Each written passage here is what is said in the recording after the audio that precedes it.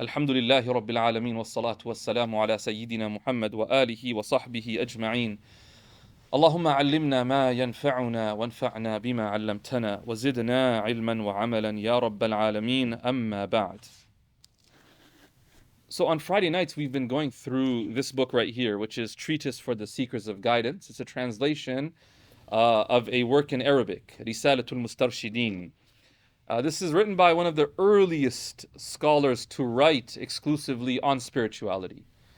And what we're really trying to explore are the foundations of Islamic spirituality, the foundational concepts that relate to it. And so today we've reached a section where the author is saying, وَتَوَاضَعْ لِلْحَقِّ وَخْضَعْ لَهُ. He says, humble yourself before the truth and make yourself subservient to it. And so what the author is saying, number one, we have to start by even acknowledging that the truth is important. Even before we start talking about humbling ourselves before the truth, the idea that we would live our lives in pursuit of the truth, that's taken for granted by the author's statement. But we could start there. Because maybe it's not correct to assume that everybody has prioritized the truth in their lives. Y'all get what I'm coming from? Any ideas of what that might look like? Why would someone potentially not prioritize the truth with a capital T in their lives? What are some reasons? Anyone? Yeah. It's uncomfortable. It's uncomfortable. So in essence, what are they prioritizing above the truth? Comfort. Their own comfort, right? Okay, what else? And why would it be uncomfortable? You're not off the hook yet. Yeah. Why would it be uncomfortable? Because maybe there's just more comfortable things. Okay. Like what about the truth would make them uncomfortable? It's hard. It's hard. In what sense? Requires discipline. Requires discipline. It requires some form of change. Right? When you realize that this is the truth. Oh, so I just can't keep doing what I was doing? I got to change how I am or what I do? Inertia is a powerful force. People don't want to change. Change is uncomfortable. Change is foreign. Right. You had your hand up? So they have to face their weaknesses and They'll have to admit that up until now they haven't been on the truth, at least in that aspect of their life. So it means I'm 30 years old, example, and I'm 30 years I've been wrong. That's tough. That's hard. So then what are we prioritizing? When we say that, hey, I've been doing this for 30 years, I can't change now. I've come this far, sunk cost fallacy. I've come this far now. So what are we prioritizing here? pride. In a sense, pride. This idea that I don't want to admit I'm wrong. 30 years of being wrong, and then telling people around you that, oh, by the way, I was wrong about that. Do you know what I'm saying? That's hard. Absolutely. Yeah. Built on that, they say the truth hurts. The truth hurts. Subhanallah. And what do they say about ignorance? It's bliss. Subhanallah. Why is ignorance bliss? Yeah. Because what you don't know can't hurt you. Yeah. Right? Until you learn about it. Now here's the question though. Do we want to live a lie? Even the possibility that we might be living a lie, does that not keep us up a little bit? Because deep down, I think as human beings, there's this desire that we be people of truth. That we're not living a lie. I mean, that would be a major accusation, right? That I think would offend any of us. If someone told you, yeah, you're living a lie, you'd be like, man, listen, I'm not perfect, man, but how are you going to say that about me? That's a big accusation. Okay, now the capital T truth. Oftentimes, we can prioritize other things because of our nafs, our desires, that comfort, that pride, the ego, and then the idea that I'm going to have to change. All these things can prevent us from changing. or being even open to change. What else would prevent a person from searching for the truth? Yeah. Stigma. Stigma. Tell me more about that. Like some Right. Some things things are like frowned upon. are frowned upon. So if you were to seek out that truth and then try to live according to it, other people might get offended. And other people might get upset that, hey, you're going to ruin the family's reputation, or you're going to do this. And there's a stigma about it, either in the society or the family. Absolutely. Absolutely. Right? You guys remember, like, maybe some act of religious, like ostensible religious practice you tried to do, and maybe you had a family member push back and say, listen, just chill out. We're not that religious. Like, you don't need to do all that. Just be a good person, pray at home in the room, but you don't have to do all that stuff. And it makes them uncomfortable. And I was talking to somebody recently, and she wanted to wear hijab. And she was saying how her mother was pushing back a little bit. And part of the reason why the mother was pushing back was that, well, people are going to say that the daughter wears hijab and the mother doesn't. And so it's like, subhanAllah, she's trying to do the right thing as the daughter. She's trying to do the right thing, but someone else is becoming uncomfortable. Right? And there's this, what are people going to say now?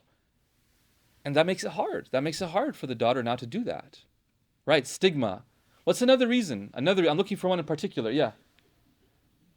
I'd like to just share something from the Bible. Like many people in here would never know this, but we Yeah. talk about the corruption in the Bible. And Right. That, it goes exactly with what you're talking about. Are you able to summarize it? Very quickly. Yeah. The Messiah is talking to the people about casting demons. Uh-huh. And this line has been removed from the Bible. Many Bibles this does not exist. It goes from Matthew 17:20 to 22. 21 does not exist.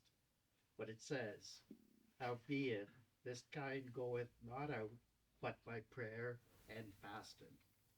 By praying and correcting what you did. Mm-hmm.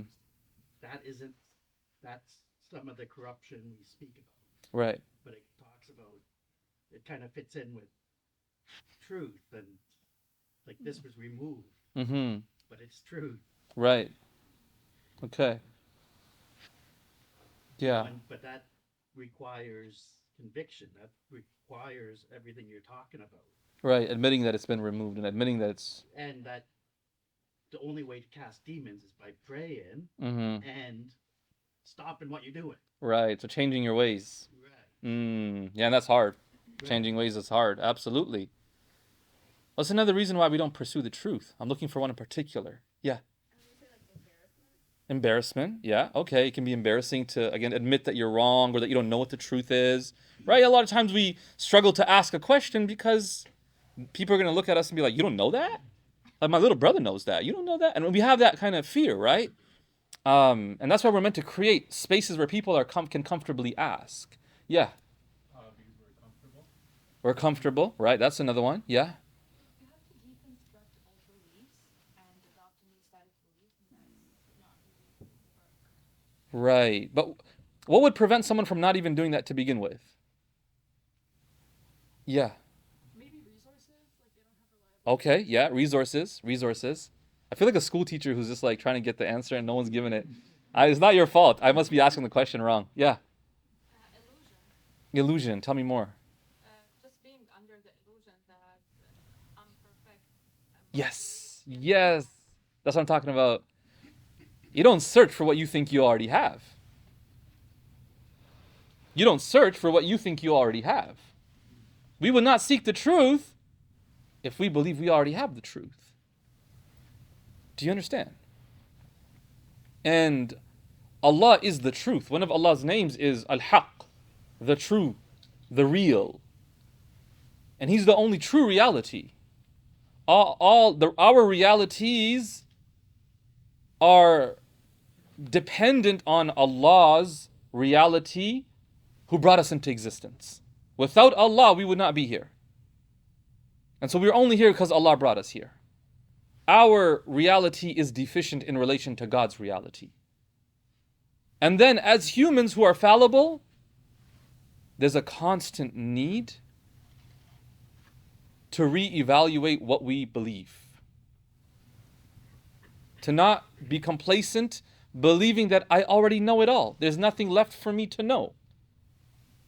And that what I have is absolutely correct and cannot possibly be wrong. We're not prophets. We did not receive revelation from God. Now, you might say, well, what are you trying to say? Like, I should not believe in Allah or something? That's not what I'm saying. No, that's not what I'm saying. I'm saying to begin to search for the truth, and it could be searching for the truth at different levels. Like, you might know the truth that God exists and that He created you and sent you here and that He sent a prophet, the final prophet Muhammad. You might know that at like a surface level, but you could learn about that at a deeper and deeper and deeper level. You could deepen your conviction in it. You could deepen your understanding of it. And the simplest way to understand this is that the Quran, the book of Allah, is a book that nobody can ever claim they fully understand. Because that would be claiming that you fully understand God's revelation. As though your knowledge of God's revelation is equal to God's. No, it's not. Nobody's is. Does that make sense? And so there's always something more to learn. That's why one of the few things that we find Allah commanding the Prophet Muhammad sallallahu alaihi wasallam to ask for an increase in the Quran is knowledge. وَقُلْ رَبِّ زِدْنِي عِلْمًا. Oh my Lord, increase me in knowledge. You would seek an increase if you acknowledge your deficiency. If we acknowledge our deficiency, only then will we go out to seek an increase. Right? And so that's the foundation here. The author says here, you must search for the truth. For all of us, we have a set of core beliefs. A set of core beliefs. And that could be arguably what lies at the core of who we are. The beliefs that we hold about ourselves, about the world, about other people, about life. What are those core beliefs? And how are you confident that your beliefs are true and that they're accurate? Now, some people don't ask those questions.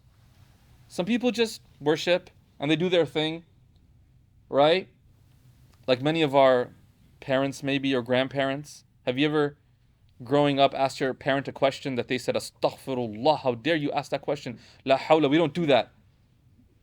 And you were forbidden from asking such questions. You know what I'm talking about? Yeah, right? You can't ask those questions. Because for them, it's just so inconceivable that, like, why would you ask that? Meanwhile, you're just curious. You're just trying to figure it out. It doesn't make sense to you, so you're like, okay, but why? And then them shutting you down can actually further create what? Doubt. Oh, they don't have an answer to this. Oh, maybe there's no answers. Right? I remember meeting somebody who said, like, I have such questions that no scholar can ever answer. I said, oh, mashallah. Well, dude was in first year university? I said, oh, right. Mashallah, my guy's seen life, you know? Yeah. People say stuff like that, right? Illusion of, like, how much you know. And we're meant to be humble about this. Now, you're not required to go and search for, like, evidence and proof of everything to the deepest level. That's not a requirement. Not everyone does that. Like if we were to ask some of our parents why they believe in God, they could probably not give you this elaborate, detailed theological argument. Right? To them it's just like, then who brings up the sun?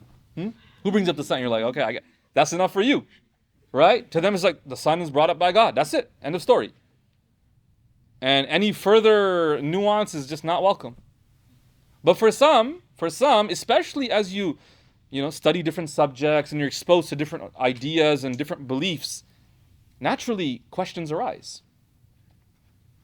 And then people can go through different phases in relation to that, to that exposure. So some could actually shy away and be like, yeah, astaghfirullah, like, I don't know why I have these questions. I shouldn't have these. I must be a terrible Muslim. right? Because none of my friends ask these questions, and I'm the only one who seems to be wondering about, is this true or not? And others might just hide it. Others might go and try to ask in the YouTube comment section or something, right? People have different things. The Quran advises us to look for people of knowledge and ask them. People of knowledge. And that doesn't just mean people who, abstractly claim knowledge, but people who live according to it. People who live according to those beliefs. To ask them about what the questions that we have. And the hope is that someone who is truly a person of knowledge would be open to you asking those questions. Why? Because asking the question is not a problem. If anything, asking the question is an avenue to deeper conviction. It's an avenue to deeper conviction. And, sometimes parents get worried about kids when they start asking questions. I don't know what happened to him or her.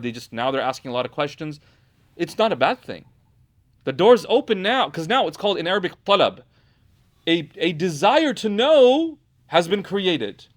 And so now if they're given that knowledge, they will be very receptive to it. As opposed to somebody who's not even asking the question. And so when someone tells them, they're like, I don't even know why you're telling me that. Like, I don't care about that. Right? It means a lot more to somebody who has a question. And so to search for the truth and to be humble enough to recognize that there's always more to know. And there's a dua from the Salaf and the pious of the past, which was, Allahumma arina al-haqqa haqqan. Oh Allah, show us the truth as the truth. Show us the truth. Because you could find the truth, but not accept it as the truth. You could see it and be like, nah, it's not my thing. The dua says, oh Allah, show us the truth as the truth. Like, allow us to see it as the truth. وَارْزُقْنَا اتِّبَاعَ. And grant us the ability to follow that truth.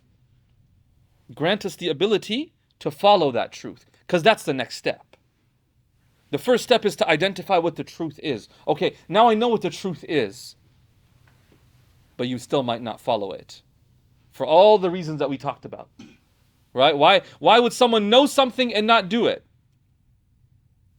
Why would someone know something and not do it? And I'm speaking in third person, but we could all just ask ourselves. Why is it that we know so much, but maybe our actions don't really align with all that we know? How many of y'all would say, if your actions aligned with everything you knew about Islam, that you would be like a way better person? It's pretty crazy, right? How many things we know to be true, to be correct, and yet we struggle when it comes to the behaviors. That's why it's not enough to know the words of religion. What do I mean by the words of religion? You could know a hadith. It's not enough to just know the hadith. It's also important that we submit to the hadith so that we don't misuse and manipulate the hadith. Do you understand? There were unorthodox groups before in Islamic history. All of them have arguments from the Quran and from the words of the Prophet. You know that? They're all using proofs that they are taking from the Quran. They're not quoting from the gospel. That's not what they're doing. And yet their beliefs and their views are considered unorthodox in Sunni Islam. Does that make sense? It's not enough to just know the text, but it's to submit to it and say that I submit to this truth and I'm going to live my life in accordance to it, and I'm willing to leave whatever I previously believed to submit to this. I will not hold the Quran to my standard. I will hold myself to the Quran standard. That's a very big difference, right? Because we could bring the Quran to ourselves and we have the standard that we've set, and then we read the Quran and we're like, I don't know about that, meaning I'm not sure, I'm not convinced of it. Why? Because it doesn't meet what? It doesn't meet my standard. How do you know your standard is correct to begin with? What set your standard? Your upbringing in this part of the world? Really? Like that's the standard you're using the Quran against? Come on now. And so the believer comes to the Quran as a student, to say to the Quran, allowing the Quran to shape the person's way of thinking about things. And that's a big challenge. That's a hard thing to do. And until we don't do that, we will live lives of misalignment. Because what you need, what our goal is to become people of integrity. What does that mean? That means everything about us is in alignment and everything ultimately aligns with the truth. Let me break that down. You have the truth with a capital T, and then you have your core beliefs. Your core beliefs must align with that truth. They must. That's the first alignment you need in your life, is that my beliefs, it's not simple like aqidah only. It's about my beliefs about myself, my beliefs about the people around me, about life, about the world, about what's valuable and what's not valuable, about what's actually moral and what's immoral, about what I'm supposed to do and what I'm not supposed to do. All of that, my beliefs about all of that have to align with the truth. Okay, the beliefs you hold will then also translate to what? To thoughts that you have. And then you will have words that you utter. The words that you utter must align with the thoughts and the beliefs that you hold. And then your actions must align with your words. Your actions, you must do what you say and say what you do. And whatever you say must be reflective of what's in your heart, otherwise you're a hypocrite. And what's in your heart must be in alignment with your core beliefs, or pretty much the same thing, and then that must be in alignment with the truth. And we want to be people of alignment. Where do we sometimes lack alignment? Sometimes in our beliefs. Sometimes, and I should say that we have a lot of deconstructing to do. A lot of deconstructing to do. Because we've constructed a lot of sandcastles that really need to be washed away by the ocean. The belief systems that many of us have developed over our childhood and growing up. Okay, beyond that, sometimes the misalignment, it exists in our words. Why? Because we won't utter the truth. For many reasons. It could be that we're scared. It could be that we don't see it as a responsibility. We don't see it as a big deal. And then ultimately, our actions have to align as well. And it's so often that we see people who do not do what they say. And, we could talk a lot about this, but we have to really value our words. The Muslim's word should be exactly what their actions will be. Far too often, we say things that we will not do. Far too often, we'll be there 6 o'clock and we're there 8 o'clock. No, we cannot be such people. It's not a big deal, Shaykh. No, it is. It absolutely is a big deal. What's the point of saying the words? What value do your words have if they're not going to correspond to your actions? They're meaningless. You might as well have said 3 a.m. Because it's all meaningless at that point. Right? If someone says, I'll be there.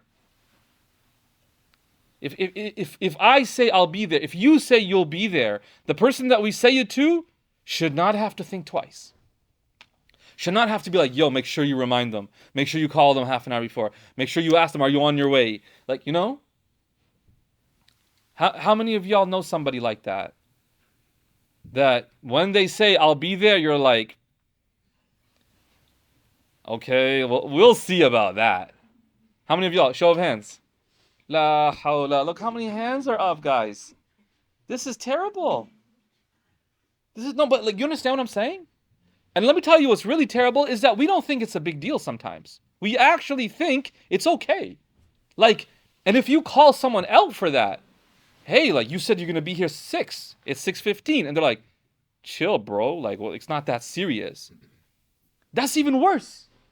Well, look at this guy. Like, he's all like, you know, lunchtime monitor all of a sudden. Like, hey, he's 15 minutes late. No, no, no, no, no, no. What you say must be what you do. And when you're younger, the consequences, unfortunately, may not be apparent.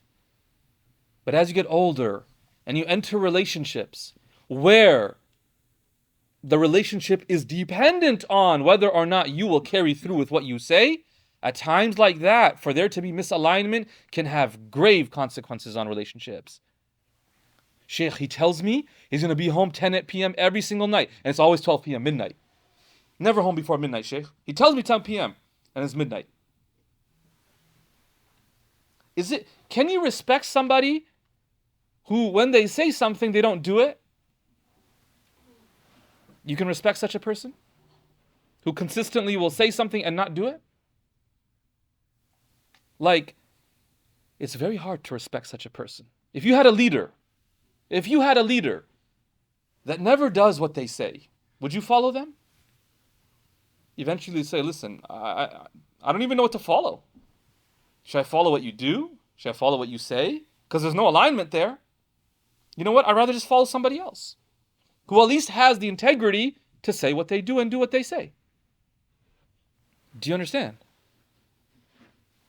Like, we really have to take this seriously, guys. And the crazy thing is, it's not easy.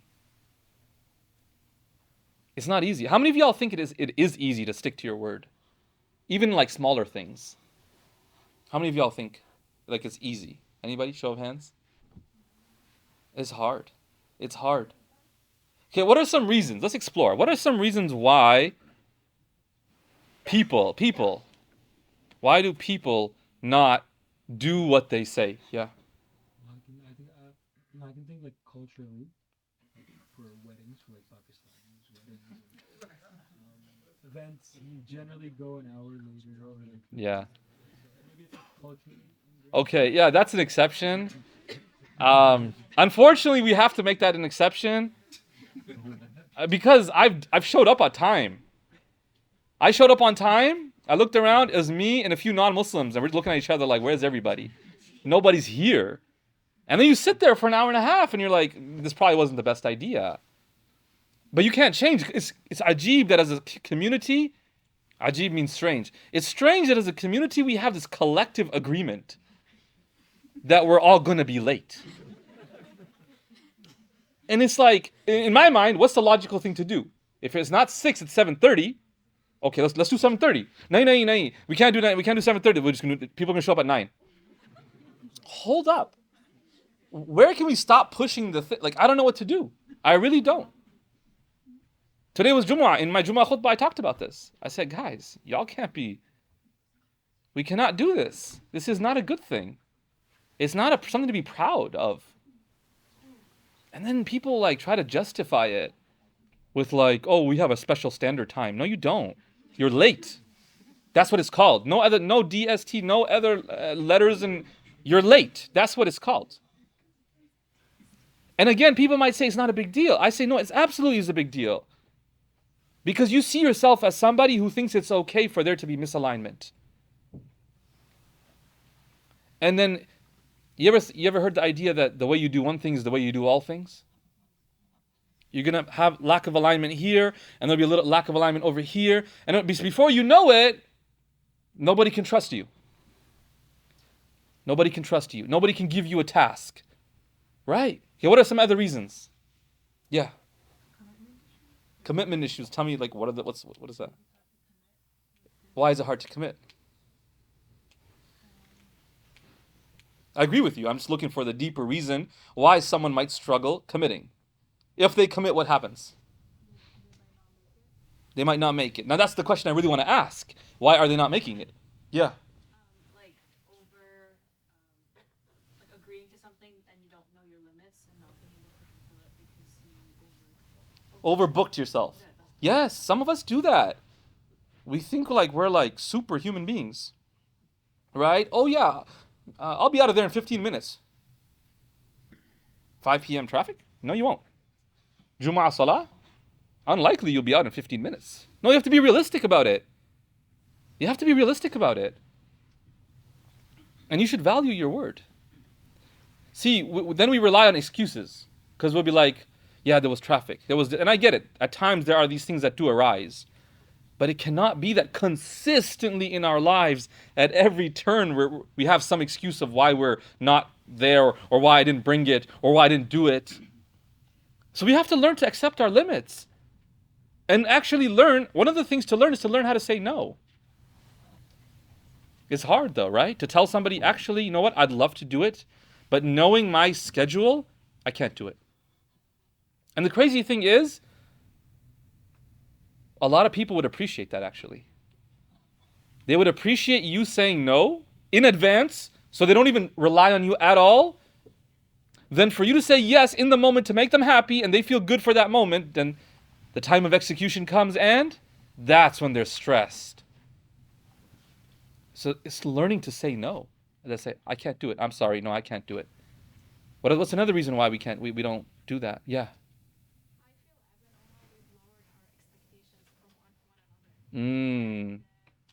Like when we're dealing with non-Muslims, Mm-hmm. we're able to keep our word. Yeah, subhanallah. That's so true. How many of y'all feel that's true? That when it comes to a lot of non-Muslims, we are on time. It's a common, if you ever hear about planning that goes on in the masjids, this is the classic discussion there. They always say what? People don't double park and block people off at the mall. They only do it at the masjid, like you said. Right? And that's a very interesting idea. It's like an inferiority complex or something. Like those are people that we deserve for us to be civilized around. But around the rest of us, like with one another, it's no big deal. What do you mean this person is not any less important? The masjid is not any less an important place to follow rules. Subhanallah. Right? Subhanallah. Yeah. Was there any more you wanted to add or anything? Anything more you wanted to add? I cut you off a little bit. I apologize. Just experience, actually. So, as someone who runs a service, Yeah. with Muslims all the time, something I come across all the time, people showing up late or Mm. appointments, and then I'm conflicted. Should I be harsh and just say it as it is, or because they're clients, I should be easy and let it go? Right. Charge a fee, yo. That's what a lot of people don't want to be late for. I don't want to lose $25 or $45 or whatever, so they just show up then. And then the reasons are often flimsy too, and that's what's sad. Right? It's that we should be willing to inconvenience ourselves to uphold our word and to ensure that the other person is at ease. I'll be there at 5. What should you do? If you're not doing anything, that afternoon you're just chilling. Right? That is probably the worst thing that we have, is when someone's not even busy and they're still late. They're not even busy and they're still late. Someone's like, well, I don't want to show up too early. I might get there 10 minutes in advance. It's okay. I honestly believe it's okay. You'd rather be 10 minutes early than be 10 minutes late. And along the way, if you run into traffic, then alhamdulillah, you had a 10-minute buffer. We are buzzer beater show-uppers. That's what we are. Just show up right as the buzzer beater, boom, That's what we are. May Allah forgive us. And it starts with these little things of the little words that we say to people. I will do this. I will be there. Consider it done. Right? I got your back. When we say these words, our actions must follow. Our actions must follow. Don't say what you don't believe. You don't believe something, just don't say it. Because now you're starting to live a lie. You're starting to live a lie. There's no correspondence and alignment within you. And so the idea of humbling ourselves before the truth and then making ourselves subservient to it happens at the level of beliefs. Yes, our beliefs must submit to the truth. But then it has this ripple down effect into our thoughts and into our words and into our actions. And a person who develops alignment in all of this is a person of integrity. And that's what every Muslim has to seek out, in becoming such a person. And there's a lot we could say about how do you do that. One of the important things here is that we have systems of accountability, that we be comfortable holding each other to that. Do you value the friendship more, like making them happy, or do you value helping them become better people? It's a tough one. That's a tough one, right? But may Allah give us the tawfiq and strength to be people who do not get offended when people hold us accountable for our mistakes. May Allah make us such that we are humble enough to admit when we're wrong. May Allah make us such that we are people who search for the truth and then attempt to live in alignment to that truth in everything that we say and do in our lives. Ameen ya Rabbil Alameen.